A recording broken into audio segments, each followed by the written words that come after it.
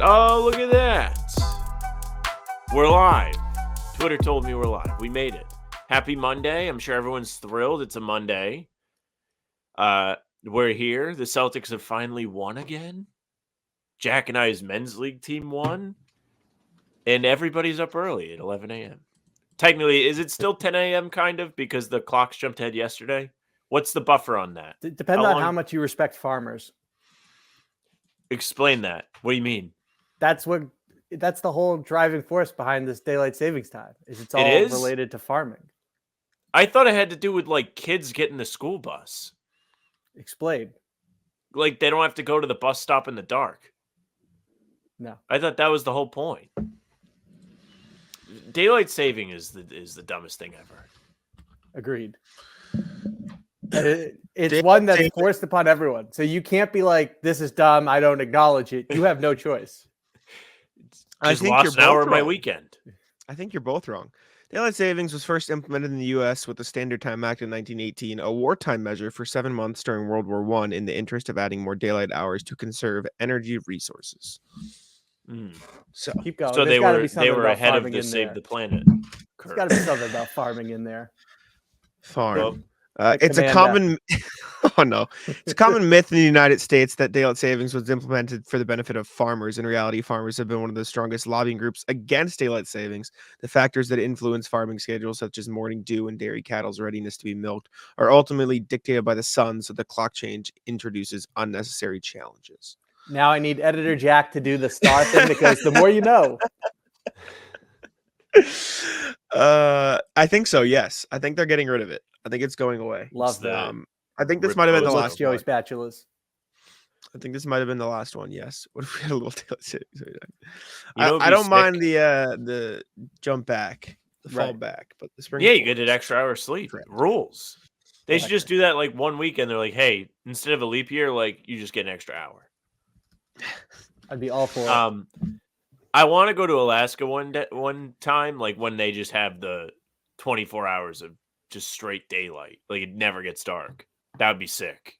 Just a huge party in Alaska? I don't know if I would even party. I'd just be like, wow, this is like something else. It's 4 a.m. It's light out. How does Sam feel about Spider-Man losing in Best Animated Film of the Year, or is it justified? I mean, they put out half a movie.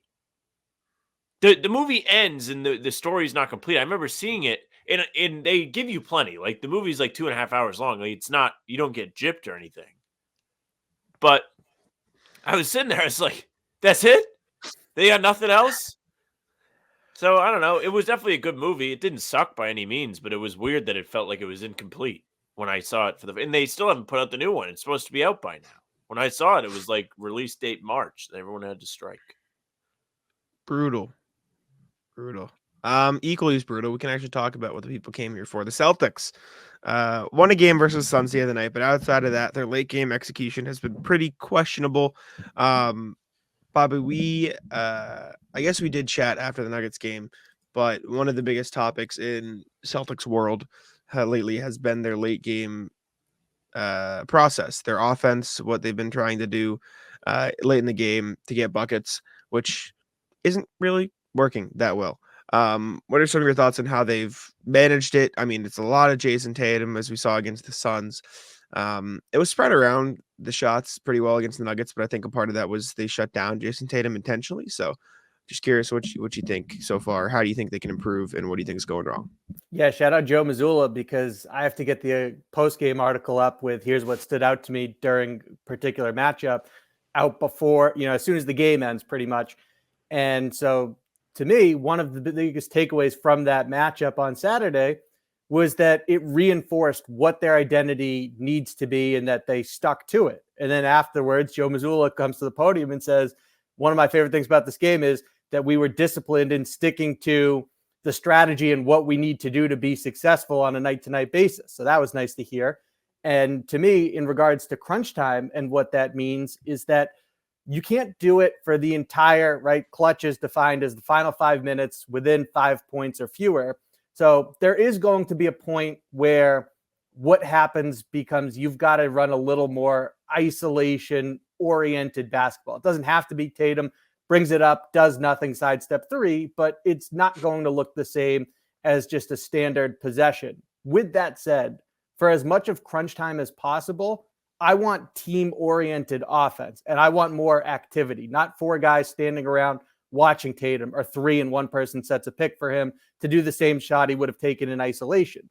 And so that one play in particular that stood out to everyone, where it's Drew Holiday slips the screen, he gets it, sucks in the corner defender, and hits Al Horford for a 3. Run stuff like that as much as possible in the final 5 minutes of tight games. And if you're the Celtics, you'll be successful. I'm still going to talk because it's part of my responsibility for the show. But Joey Spatula kind of nails it on the head. And I was going to go with this anyway because, Jack, we went back and we watched all of the Tatum misses, and it was a blast. Everybody's just hanging out watching. They're doing the same thing that you and I are doing in that situation. And I don't know if it's by design, but they need to have something else going on, like you said, Bobby, because if he's just standing there dribbling, it's going to look like a bad shot, and there's no option if there's a failsafe. I hated the shot that they got against the Warriors back in, December? I wanted to rip my hair out. But the fact of the matter is, the only other pass he could have made was Horford across the court, who was standing still. The defense just helped off of him.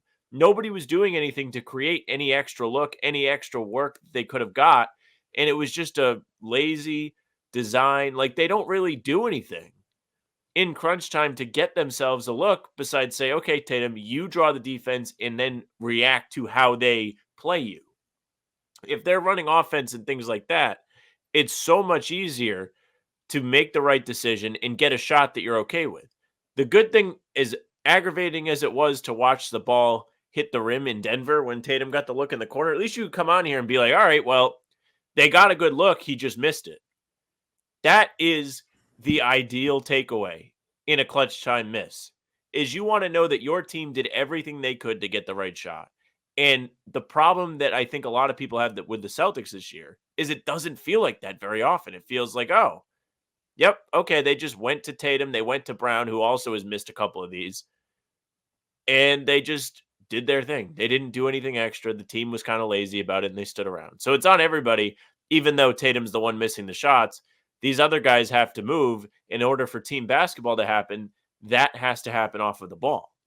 So Bobby's right. Team basketball is the way to go in the clutch. Your team is just too good not to do that.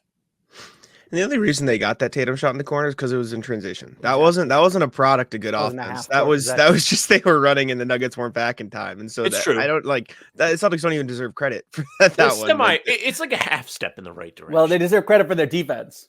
Right, great play by Jalen to take it from Jamal Murray. But almost all of their buckets came in transition in this Nuggets game. That was one of the only reasons they were in it, which is good. Like, it's good that you have that in the back pocket to help you win these close games. And it shows that your defense is doing something. But it's not good when the half court offense is completely stagnant. I think it was better. In the Suns game, I think Tatum did a better job of controlling the pace, and I think the Celtics did a better job of moving around him. I also think the Suns did a significantly worse job defending Tatum, so it's like a double-edged sword. Like, yeah, the Tatum did better, but also the Nuggets are a far better defensive team than the Suns are. So, I mean, we can look at Tatum's fourth quarter shots in this one, and this was also not I need to put it up on the screen.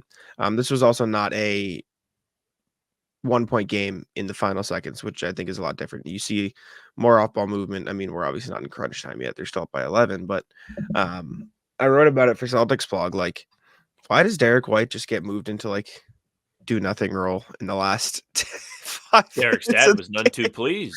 Yeah, and he's right? Because like I looked at the Nuggets game, and the last 5 minutes of the Nuggets game, Derek White like was not in any action, not one.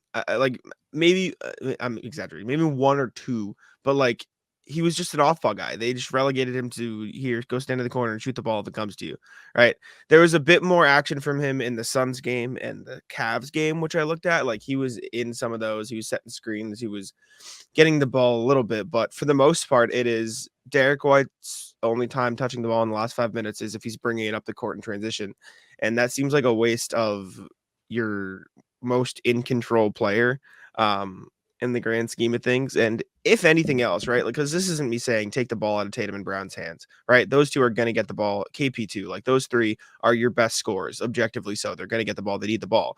But like, you also have an opportunity to use them as decoys because Derek White is like phenomenal at running the pick and roll. So if you just run a screen and roll with Drew Holiday and one of those guys, or even Holiday, and put all of those guys off the ball so their defenders have to glue to them, like that seems like a pretty effective source of offense if it's run correctly. And here's another example of just Tatum, go do whatever you want, and it works because he's good, and that's what can happen sometimes. But I don't know. Derek White is the biggest one for me where it's like he needs to be more involved. Yeah, I think it was NBA University. Forgive me if I have that wrong, but someone pointed out how Derek White's usage rate in the fourth quarter has been slipping lately. But Jack, you said it, we know how reliable he is, and that the Derek White Porzingis pick and roll in particular is one of the most reliable sources of offense in the NBA this season. So I'm curious to see what happens here moving forward, and if that is something that they talk about in team meetings. Is it not just the coaching staff, but the entire roster? If they get together and say, okay, we did a good job getting back to it being more team-oriented against Phoenix. And look, easier opponent, not as stressful of a game, but you still need those reps to get right. And that's part of the value of the regular season going into the playoffs. So I wonder if the next talking point, or one of them at least, is, hey, we need to make sure that Derek White is more involved here in the final frame. Yeah, it's so odd that he's just not involved. Bobby mentioned how reliable he was. He's like the second most clutch guy in the team behind Porzingis. Like, and Porzingis is crazy clutch in terms of efficiency, but Derek White has made some huge shots, and he's made shots that he's had to create. Crazy fallaways. I think against the Raptors, he did it to him twice, where he just had to hit a step back to ice the game. He's somebody that can create for himself. Like, people don't really think of Derek White like that because he doesn't really have to do it for the Celtics, but he can run the pick and roll, like Bobby said. And if it comes down to it, he can also get a good shot for himself or somebody else, which is what you really need from a playmaker in the clutch. That's why Tatum consistently is in the position to do that, because he is the best at it. But when teams are overcommitting to him, it doesn't always go the Celtics' way. So if you have Derek White in there and he's getting Porzingis involved via pick and roll, that gives another option, and it puts more pressure on the defense. They have a decision to make. Do we want to overcommit to the action that's actually happening, or are we just going to commit to keeping Tatum or Brown out of the play? If you're an opposing head coach, I'd say you're better off trying to stop the pick and roll, because it is nasty. Like Bobby mentioned, I think that would be a very good thing to run late in the game because it's an effective action. Everybody does it. Denver was doing it kind of, where they just don't have an answer for it. If it's one of the things you can just hammer. There's no answer. I think Michael makes a good point too. I don't think it's something that's going to keep happening, but like Derek White and Al Horford just not making their threes lately has also really hurt the offense a lot. Like, you need this entire Celtics offense is predicated on those guys hitting their shots, and neither of them have done that lately. Like, even Tatum. Derek White make a three on Saturday? No, I don't think so. It's three straight games now. He is not. Yeah, he went 0 for 3 on Saturday. Even Tatum in the Suns game picked it back up, and like he was struggling a little bit before that. But in their last 5 games, Derek White and Al Horford are shooting. Let me go to totals here. Over the last 5 games, those two are shooting 7 of 20 for Derek White, which is better, but probably that's included the other ones. 5 of 19 from Al Horford in the last 5 games. And if you whittle that down to the last 3 games, Derek White 0 of 9, Al Horford 2 of 12. It's just not going to win you many games. Like, those guys not making their shots is really, really bad for the Celtics offense. And it is just a slump, and you should be able to win without the 3 and all these things. But like, when your offense is drive and kick, somebody will make a shot because we have the most talented lineup in the league, and 2 of your guys are not doing that, it's going to hurt, inevitably so. So I think that's a big thing. Yeah, and then the other point from Saturday that I'm sure stood out to everyone is how impactful their second unit was. They outscored him 27-16. Luke Kornet had arguably his best game of the season. It's right up there with his performance against the Raptors when he first came back from injury, and was just a force out there. And look, we talk about it all the time with Kornet. A lot of what he does is not sexy. You know, calling out a blitz in a situation where you normally wouldn't if you're the Celtics, and it leads to a Drew Holiday block, that's not sexy on Kornet's part. The rejection is, but Luke Kornet's decision and intelligence there to adjust on the fly, not sexy. Setting a good screen isn't appealing. but he was excellent in this game, especially once Phoenix started playing up to touch on the picks. Now Derek White, orchestrating the pick and rolls often, is able to just work with him and consistently got Boston looks at the rim, whether they were layups or dunks. So Kornet was fantastic. I mean, look at that footwork we just saw. That's McHale-like. The pump fake, step through, big boy dunk in the paint for Kornet. Not really dunking anywhere else, I guess. I didn't really need to add the paint. But his ability to be effective in very, very small spots where he doesn't need the ball very long make him such a great fit on this team. Like, think about how great Rob was when he was healthy. That's what you're getting from Kornet, but a very lesser version of that because he's not a freak athlete that can like hit his head on the top of the backboard. And he's a brilliant defensive player in terms of he's not a moron. He's in the right spots. He's patient. He doesn't really get in a lot of foul trouble. That's the value of Kornet, and he's a steady option for the rotation big man spot, which you had a zillion people crying about all season. They're like, they got Keita now. They don't need Kornet. Why is he still getting minutes? Oh, they just traded for Tillman. Rip Kornet. He's not going to get minutes. Well, I think Tillman is a better piece than Keita, and he's proven that he can give them valuable minutes. It's going to be a fit thing. It's going to be a matchup thing. And when you're matched up against bigger guys like a Nurkic, even though, when they played Denver, Kornet didn't get any run. I think that's just because Tillman has a bit of a track record of being able to defend Jokic a bit. He's going to be the one out there. Kornet, 7'2", tallest American-born player. Man is a beast in the smallest way, but he's a beast nonetheless. Kornet's just always in the right spot, and that's all you really need from a guy in his rotation situation. Funniest comment ever. Not that one. This one? That one. I wish Caesar would trade for season. Yeah. So he could sit on the bench injured? Yeah. He did come to a game, Oladipo. He was at TD Garden earlier. Steven Adams out for the season, though, unfortunately. I love the username, though. Squillified is sick. Luke Kornet's great, and I really don't get people's obsession with hating him. It really does feel like he's the only player on the team that people just hate for no reason. Like, I can understand people being upset with some of Tatum's shot selection. I can understand Jaylen Brown's turnovers or whatever. Like, maybe not full on hate, but I can understand the criticism. Luke Kornet has had very few games where he was legitimately like really bad, like very few. And when they do happen, he gets pulled after 5 minutes. So like that absolutely didn't impact the outcome of the game. So I've never understood it. He's great. He plays his role well. He was awesome in that Suns game. He's a great positional defender. Joe Mazzulla, time and time again, has said he's the best defender we have in our system, which, like, if the coach is saying that about a guy's defensive IQ, that probably means something. That probably means he's a pretty good defender. So credit to Kornet. Pritchard and Hauser were also, Hauser was all right. He missed 2 shots, but he was still. But he was good defensively. Yeah, the bench unit was good in that game. Excelled Saturday.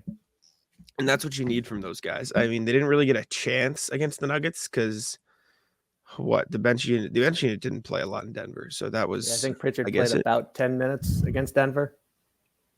Mm-hmm.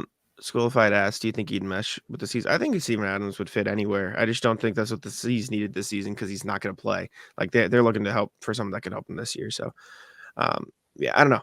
But I think the bench unit was good in Phoenix. I think they've been good all year. And I think all the people like saying that that's the Celtics' biggest problem. Obviously now it's all about the crunch time offense. But that was like the whole narrative the whole year. But Porzingis on the bench, like Chuck said, fix the bench problems. The bench start really Kornet. It's been better than I think anybody thought it would be. That was the biggest surprise. I mean, to start the season, I wrote about it like 3 games in. They were not very good. They were missing like all the shots. But they were defending very well. Sure, yeah. And now they've started to make shots. Horford's been a bit cold. I just think he needs a day off. He'll probably get it, tomorrow? Because he wasn't on the injury report today. Unless they're just going to sit him both games, which I don't think they would. Porzingis is already out. I think that Horford will play tonight, but not on Tuesday. Yeah, he needs a breather. Poor guy's tired out there. But as for the rest, you've gotten more than you thought you would get out of Pritchard. You've gotten more than you thought you would get out of Hauser, who was in and out of the rotation last year and didn't play in the playoffs. Now he's playing good defense and shooting, 42+% from 3, and that might be selling him short. And Kornet has become a reliable third big guy that's smart on defense and doesn't commit dumb fouls. As your third big man off the bench, that's pretty good. Usually those guys are in the lower tier center spot because they aren't disciplined. So good for him.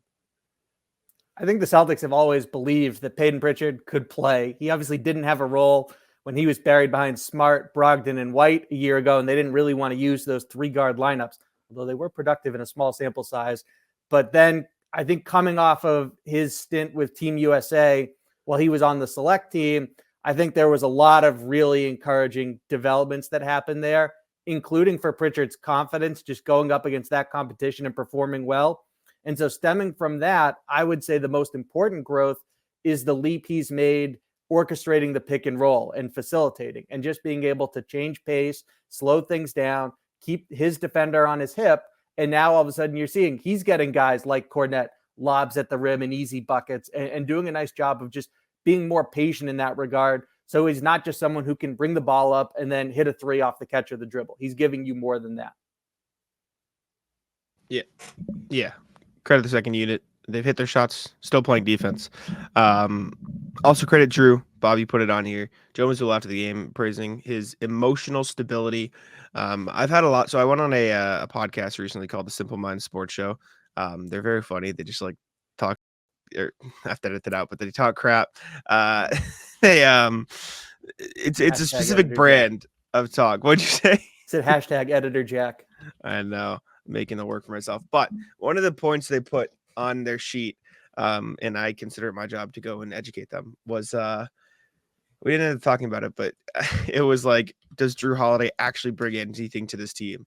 And I was just like, exactly. Hello? Like, what do you mean? Does he bring anything to this team?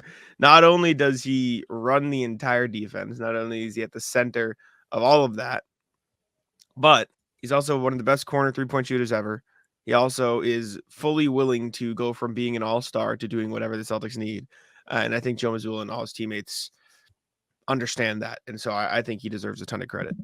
Yeah, and I think that Joe, when he talks about that emotional stability, that matters for this team, that you have someone out there who it doesn't matter how the game's going, at least externally, what he puts out there, even keel. Now you can barely see my hand there if you're watching, but just a steady hand is really nice to have on this team.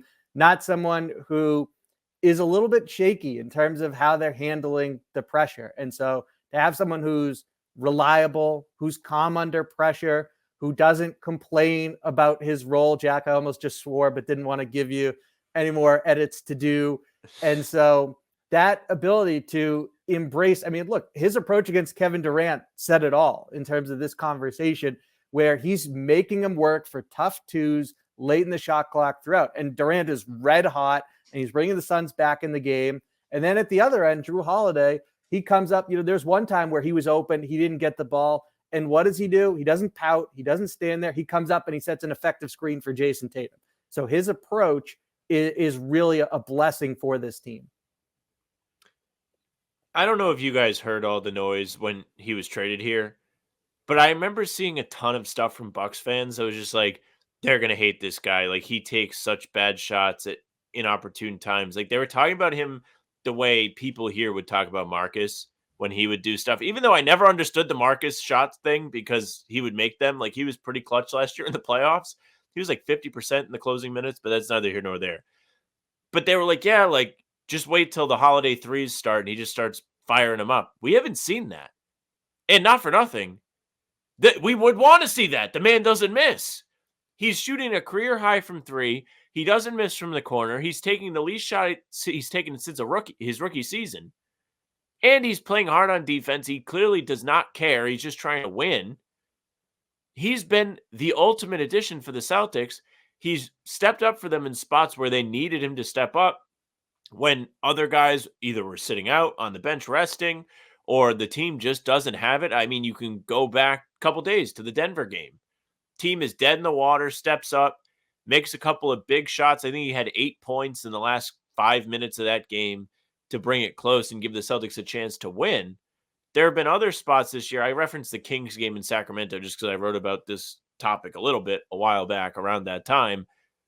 He comes in the second quarter after De'Aaron Fox had a monster start to the game and the Celtics were behind and leads the second unit by himself in Cooks. Gets the Celtics a comfortable lead and it never turns back. he still has the capability to be an all-star level player, but he's bought into a role player role. And it's so helpful to a team that has so many mouths to feed that he's like, yeah, all right, whatever, dude. I'm here to win. Yeah, I mean, it's great to see the role that he's taken on. There was a few points, I think, earlier in the season where there was a little bit of DTM doing too much that we saw, where he'd like drive and he wouldn't kick and stuff. But it was like 3 games, and then he's gotten rid of it. And the corner 3-point shooting has been huge this season. I think he's one of the top 10 3-point shooters this season in terms of efficiency overall too, which is like crazy considering what he was doing like in years past. Like, he's always been a solid 3-point shooter, but he was never, oh yeah, I'm gonna be, let's see, he is 5th in 3-point percentage this year among qualified players. Like, that's not what you expected from Drew Holiday when you got him here. Everyone knew, yeah, he's probably a better 3-point shooter than Marcus, but like, shooting 44.6%. This is the second time he's ever shot above 40% from 3, and he's shooting 44.6% on almost 5 attempts a game. It's insane. Like, that's the Vince McMahon, just special. I mean, what you need from him. Never getting looks like this at any point in his career. Mm-hmm. It's huge. I was telling Sam this, Bobby. I saw it on Twitter somewhere. I think it was Jake Gitzenberg who tweeted it. Like, Celtics are the perfect retirement home for these players. Like, Al Horford, just come here, come shoot threes and play defense. Drew Holiday, come here, come shoot threes and play defense. Like, that's all you got to do, brother. Like, come on in. Yeah, it's the exact opposite. 35. It's cross-sport analogy, but like people used to say for a long time that the Raiders are where players go to end their careers in a negative light. You just kind of fade out. And yeah, the Celtics, you look at Al Horford and Drew Holiday as the prime examples, guys who have these roles that it really works for the age they are. Although Holiday has been the quarterback of the defense and flies around at that end. So it's not like he's just taking it easy and chilling at both ends. He's just got a lawn chair out there on defense directing traffic, not actually doing anything. He's the guy just, all right, yep, everybody move around. I'll stay put. You guys got it. Got the legs stretched out, really good. 1 foot over the other. Yep. He's like, yeah, exactly. He's doing stretches, making sure he's still loose. What an addition he's been. He's been great. He's been great. Kevin Durant also talked about the Celtics. I know we talked about the Celtics before they played, said they had the best starting 5 in the league. But he also did talk about the strategy. He said they got a solid strategy over there. They might be playing a bad game early on, but over the course of the game, it'll come back around for them. I don't think this is exactly what Kevin Durant meant, but Sam and I talked about it too. The Suns also just play like the worst possible strategical game you could in the modern era. Like, all they take is mid-range shots. They don't take any threes. Like, they ended up taking 31 the other night, but I remember there's a box score from the playoffs last year where they were shooting like 70% from the field and losing by 10 to the Nuggets because they just took 0 threes. Like, you just can't win games like that. But I do understand what KD is saying in terms of strategy, because the Celtics just do what they like to do and it works. They full quote 39 threes. They get up 40 to 50 threes a night and stay home a lot on threes as well. You figure out where your shot is coming from. You just can't catch and shoot. They got a solid strategy over there. It's one of those strategies that they might be playing a bad game early on, but in the course of the game, it'll come back around for them.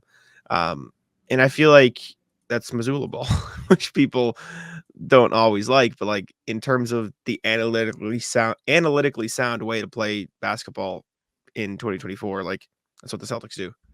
The team with the most talented top 6 bends the math in their favor. They're going to be really hard to beat. And consistently, when they're playing the right way, they're going to get quality in rhythm threes for good shooters, like a Drew Holiday. So they're probably going in.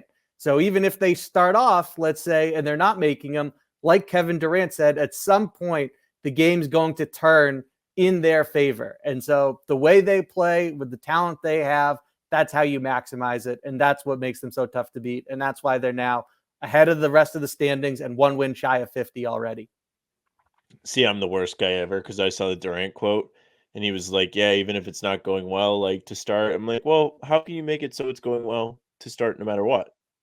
As I disconnect. It is asking a lot. Oh, no, I'm back. I'm back. You stayed too. You never completely went out. Oh, okay, I saw Jack freeze, and I saw you freeze, and then the Wi-Fi thing popped up, so I was like, oh, no. It is windy out, so I have very low expectations for the internet today. But anyways, yeah, I saw it, and I was like, well, how can you just make it so you're always in control? And there aren't the low points. That was my take. But it is awesome that they do have like an automatic water finds its level thing. You just need to do a good job, which we already talked about, so we don't have to spend a ton of time, of making it so the empty quarter, empty results don't come down the stretch. Yeah, you just gotta nullify the issues in the big moments because it's gonna happen. I mean, Joe Mazzulla's talked about it a million times. I say it all the time when you say they should go 82-0. Like, no one's perfect. sure. You're not gonna it's not gonna happen. Like, stuff happens throughout the course of a season. You go through slumps. You go through periods of, your brain just turning off. Like, it's inevitable. It's gonna happen. Everyone's human, but you got to turn it up when it matters. Squad up coming in the chat to say Bucks fans aren't unbelievably ungrateful. He helps him win the chip and blame him for coming up short when Chris was hurt in 2022 and then Giannis is 2023. We love Drew. Drew's a Bostonian now. He can come here and hang it anytime. He's here for as long as the Celtics are willing to pay him. Not my money. Please bring him back. So, last thing before we get into trivia, Celtics last night looking like they're going to be running the fellas. Perfect question, Michael. Who do you think has more shots, Pritchard or Banton? Pritchard. Drew Holiday, Derek White, Jaylen Brown, Jason Tatum, all questionable. KP is officially out. So we could get a lot of Pritchard time, a lot of Tillman time, maybe a lot of Kornet, a lot of Hauser, a lot of bench unit guys. Banton has been playing phenomenal basketball lately. He's been killing it for them. The Blazers. Bobby, thoughts? Who do you think is going to step up for the Celtics? What do you think of Banton? All that stuff. So, one, I think we should all answer Michael's question. Two, it is a homecoming for Peyton Pritchard. We know that he's going to be getting him up. Maybe he's the right answer. He probably is, depending on how many people the Celtics ultimately decide to sit out tonight. But I wouldn't be surprised if Banton edges him out, if even just one. If Tatum's in the lineup, for example, then my money's on Banton. But if the whole starting five is out, for instance, Pritchard is going to be jacking like there's no tomorrow. He's going to be trying to do like he did in that the summer run where he scored whatever it was, 80, 95, whatever it was that he scored that game. So that'll be fun to watch, I suppose. And then, I look at who from the extended rotation are you most excited to see? And my answer really is Xavier Tillman. But I also feel legally obligated to go with O'Shea Brissett. So why not? I'll throw him out there. Yeah. For those curious, Jordan Walsh not on the trip, but J.D. Davison is. Who knows how crazy this game get in terms of who Joe Mazzulla taps into to give some time to if, again, the entire starting unit is sitting. So, first and foremost, do we think it's in Pritchard's contract? If they go to Portland while Portland sucks, to be like, all right, listen, everybody can rest today. Pritchard's going out there to show out for all the fellas that he knows from his home state. Has to be. It feels like every time they go up there, he has at least some opportunity to go out and show, hey, I'm nasty at basketball. This is why I was Mr. Oregon basketball forever. Also, another take from this. I hate the Celtics. So what the Celtics are telling all of us is, hey, you idiots are going to stay up and watch us tip off at 10:30, and we're not going to play any of our guys, and you guys are still going to watch. Because that's what all three of us are going to have to deal with tonight as we load up the computer at what time does the game actually tip, Jack? 10:30 or 10? 10:30. 10:30 tonight. 10:30. So and that's not to say it'll start on time either. It probably won't. So as we load up the computer to do the pregame stream, we'll be sitting here talking about, oh, everyone's out. We're going to be up till 1:30 doing postgame, and we watch nobody play. But low-key, those are the most fun games to watch because you're like, oh, like, what about this guy? Is he going to be effective in the playoffs? So I'm just on here to complain. And they are absolutely wearing the wrong jerseys again, Michael. You're absolutely right. For the fourth time in 4 road games, they are wearing white on the road. It's time. Gotta be a message to Sam. It's time to have a Feels discussion. intentional, Sam. It does feel like an attack, and I'm here to retort. The Celtics have lost consecutive games twice this season. Both times have both been on the road. And in both of those instances, they have worn white in both games on the road. Be for real, Celtics. If you want to earn my respect in the spring, you better come dressed to win.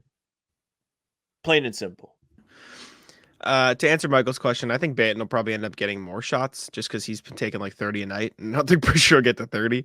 But I think it'll be a good game in terms of Pritchard getting a lot of shots up. Svi over under shot 13. if he play, I think he'll have as many shots as he has minutes. I'll put it so whatever I whatever that like is, whatever that is. I think that's what he'll get because he gets in there and that dude, he is not afraid. All right, Bobby. Any final thoughts before we get to trivia? We're ready for trivia. Okay, Chat is going away. turn the chat off. Turn the comments off. Comments are Goodbye, off. chat. I love So- you. I have Much love, chat. I have a question for you. Well, not a question. I know what the category is, but I the clarifier that I need to explain before we start. So, we're going to be doing, in the interest of keeping things fresh, keeping things not necessarily. competitive. Sam starts You can say winning. We move the competitive. The new goalposts. format Okay, has not worked out well for me. Bob, you fell into the Sam trap of yelling at me before I even say what I both did say. it. We both Yeah, did it. which is I stand by obscene. it. No regrets. In the interest of keeping things interesting, in the sense of we're not just naming players from the 60s and 70s, we're going to do 2010 forward for this category, is what Jack was going to say before he got screamed at. Sam. Hand up. Apologize. No, high five. Yeah, high five. Losers. Bo Ryan, high five. So, and the clarification I need to make is this is no Marcus Smart allowed because it is one of those where he's too far ahead of everybody else. So it would be unfair. So I'm saying no Marcus Smart, line in the sand. I just want to put that out there now. We're going to be doing the most minutes off the bench for the Celtics since 2010. Okay. And so Marcus is, you know what I'm saying? It's just, he's a little bit too far where it'd be unfair. And so if whoever got him would have a significant advantage, everyone past that, it's more fair. So no Marcus allowed. And since I've said the name, it's definitely not allowed. Okay. So trivia time. Sam gets to start here. Most minutes off the bench for the Celtics since 2010. Shout out StatMuse because that's where I'm getting it from. I'll start with this might not be the best pick. I'm torn. I'm sorry. Give me a moment. That's okay. I threw it at you. We'll filibuster a little bit. I'm gonna So, guess. I'm gonna for guess Daniel context- Tice. Okay. For context, I was just going to say I typed into StatMuse most minutes off bench in Celtics history since 2010, and this is what came up. So Okay. that is what we're rocking with. Daniel Tice. That news. Very reliable. See here. Here we go. First one's always weird because you don't know how well you Ooh. did. You don't know. That's You a don't know big what the figure. relative. Mm-hmm. Bobby, Kelly back to Olynyk. you. Kelly. Good pick. Alrighty. It's definitely like the second one. He had a big grin. Yep. Let's go. Yeah, that seemed like There it a is. positive smile. Back to you, Sam. I'm gonna guess Terry Rozier. Alrighty. Terry Rozier is here. Bang. Right We're there. back. We're gonna need to filibuster right now. That's okay. I'm checking the chat. No, Michael, stop. Joey, that is on the list. You guys aren't guessing this. No, Jiri Welsh is not on the list, Michael. Michael, Shout stop. No, Yuri, Shablick by the way. Randolph. I'm pretty sure Yuri. Yuri. Oh my God. Alan Ray. Jerry didn't even Welsh. play. Please stop, Michael. Stop, dear God. He's This is a just good typing. question, Jack. I'm enjoying thinking about this. Just telling you, Thank you. giving you praise when it's due. I didn't want to do this because if I just did ever, then it would just be like, oh, here's a bunch of 60s players, and that's lame. Yeah, sure. Hmm. It's too early to be throwing out a bad guess. I just don't want to take forever and hold up the game. So can Jack guess? No, we can't play that game. But okay, it would be fun if you figured out where I was going right now when I said that it's too early to be using this name. Malcolm Brogdon. I can't throw anything out there. Malcolm Brogdon. Yeah, all right. yeah. Let's It's see. not the worst guess. I had a similar thought in mind. You guys are about even now. You're about on par with each other. So Rozier was Very- a banger. That's who very I had close in game. mind. Mm-hmm. Spoiler alert, y'all hit the 1-2 right there. I mean, yeah, y'all hit the Those- 1-2 bang bang. Man, I'm gonna guess Pritchard. Alrighty. Peyton Pritchard. Right there. Not bad. Big guess. Tice was a bad first guess, huh? He started a lot. Yeah, that's what it was. I thought of it once I said it. I was like, well, he started in like the 2020 run. Bubble season, yeah. Yeah. Shemi Ojale. Oh, that's a good guess by Bobby. Shemi. Maybe not. Ojale. No, Jack was ready. Yeah, good. Right There we go. Yeah, good guess. Either Huh. that. Trying to think of multiple season guys. We have 2 guesses apiece left since 2010. I'll type this question in here for the Twitter people. This might be a risky one. I'm gonna do Marquise Daniels. I think he was on the team a whole lot then. He got injured at one point. Oh Let's see no, what that's he can do. terrible. And Jack's taking his time. This is bad for I'm me. smiling because Oh. you and Joey Spatulas. Oh. I'm spelling it wrong though. I'm butchering it. Not a bad Yeah. guess. Not terrible. It's more than I would have thought. Joey liked it. Fire guess. Bobby, to you.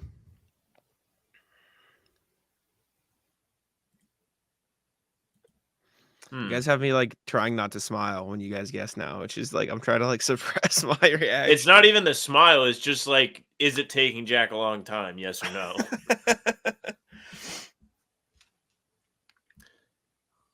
This is a fun one now. Like I feel like I should know more than Jack I do. has come up with some fire questions. Yeah, he has. Trivia Jack has done exceptionally well. I was just trying to a scrambling to get it done during the show because I forgot to come up with. I never come up with it before we start. I just like figure it out. I'm just like on the show while y'all are talking, searching stat muse for like, what can I do? Joey Spatula, yeah, that's a pretty good guess. That's actually, it's on the list, but it's not towards the top. It's like top 20 ish.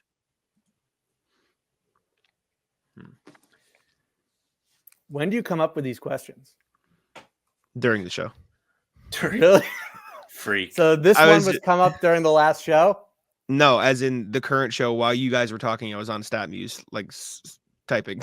That's electric. So that's how you maximize. I time started right there. with like, I was gonna do free throws since 2010, but there was too big of a gap between like Tatum and Brown and other people. So like that wasn't really fair. So yeah, we wanted this. I know that I'm leaving someone of value on the table that's just not coming to mind. But I will go with Brad Wanamaker. Alrighty, It's not a bad guess. Mr. Brad.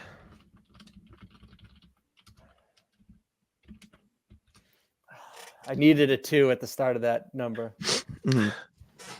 There's still a chance. Oh, There's still a man. chance. I have like a couple just sitting with me that I'm not really sure about. It's not fun. Do you want me to calculate what you guys are both at right now? Or I'll do that after Sam guesses, so Bobby knows what he needs to win. Huh. Someone in the comments also mentioned that there's a literal like Excel sheet tool that would just calculate it for me. With all due respect, I'm not that smart. I can't. That's a pretty good guess, Michael. That is. I'll put it this way: it would not be the lowest on the board currently. So that's your context. I am gonna. Mhm. Oh man, this is tough. Sorry, I'm taking my time. I'm like torn between 3 different people. I just don't want to make the wrong guess. I'd ask you to speak out loud, but you don't want to give Bobby any ideas. No. I'm gonna go with. Oh man, this is gonna suck if it's a low number. I'm gonna go with Rob. Alrighty. Oh, That no. was in fact somebody guessed in the chat. I forget who. Joey, you and Joey on the same wavelength.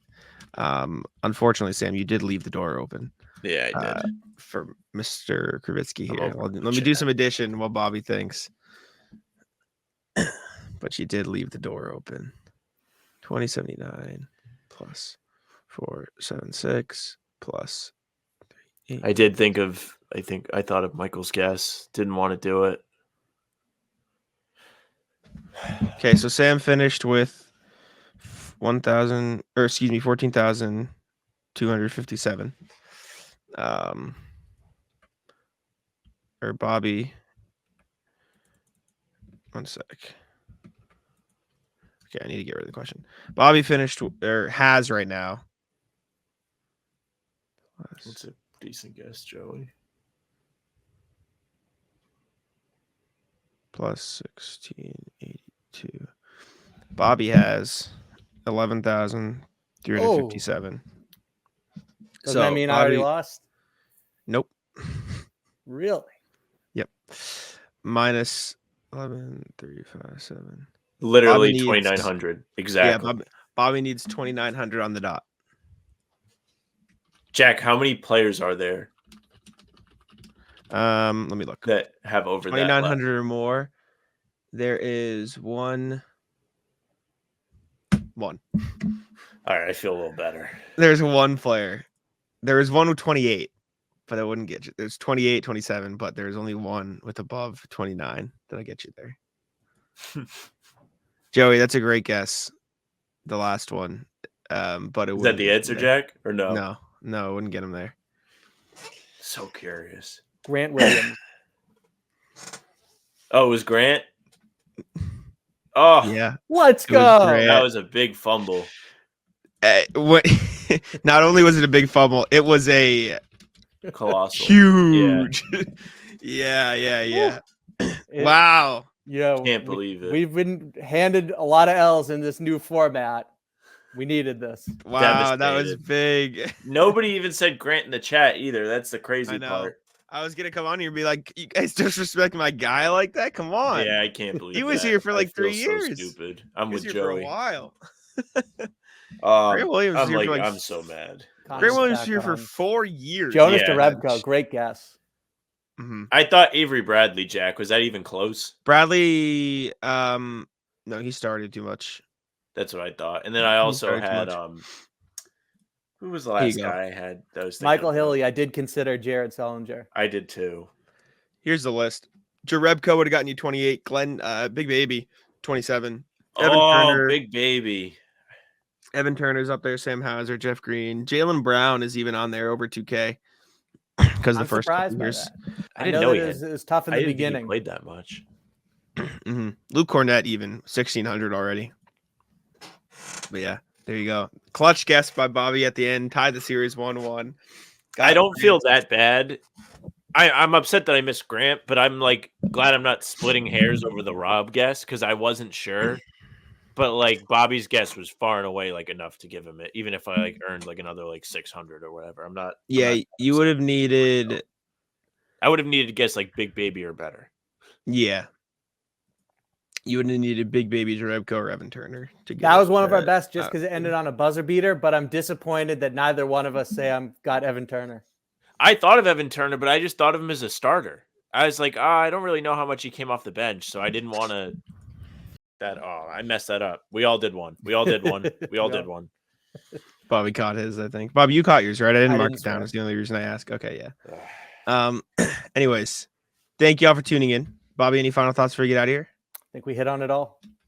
All right, perfect. 1-1 series and trivia. We'll be back next time. Appreciate you all for tuning in. Make sure to subscribe to How About Them Celtics and check out Bobby's work at si.com/NBA/Celtics. That is the URL, right? Am I saying that correctly? There's the NBA in between that I always forget. Yep, you nailed it. Perfect. Thank you all. Make sure to like and subscribe, and I'll let Sam wrap it up. Yes. Thank you very much for watching. Please subscribe to the YouTube channel. Hit the notification bell so you don't miss any of our full pods coming out Tuesday, Thursday, Sunday. Talkin C's live Monday, Wednesday, Friday, 11 a.m. Monday, Wednesday, 10 a.m. Fridays. And make sure you give Bobby a follow on Twitter at Bobby Krivitsky. You can find him putting in the work for SI Media for Inside the Celtics. He's there, boots on the ground, great source for all your Celtics news.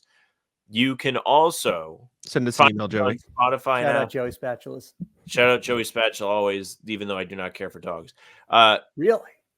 Yeah, I don't care. He's a loser. Are, He's are a you loser. a cats He- person no, or no, neither? no, I no. like cats. I think he- dogs have too much energy.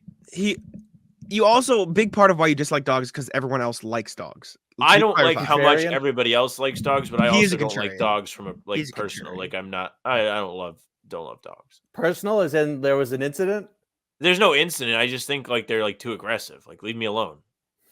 That's a very Cats will like cat come up answer. and like they'll like come up and like if they want to be bothered, like you stick your hand out and like they'll bump their head on your hand. It's like a fist bump, just like our chat fist bumps. Spotify, Apple, follow us there. 5-star review, please. You can email us hbtcpod@gmail.com. We are recording later today for tomorrow's pod, so if you want to get in on the fun, email us. You can also find us on socials at How About Them C's, Twitter, Instagram, and TikTok. The Facebook page is just the name of the podcast. Our streams are there and on YouTube and also on Twitter. Jack's Twitter is at JackSmoneNBA. Mine is at Sam LaFrance NBA. That's it for us. Bye.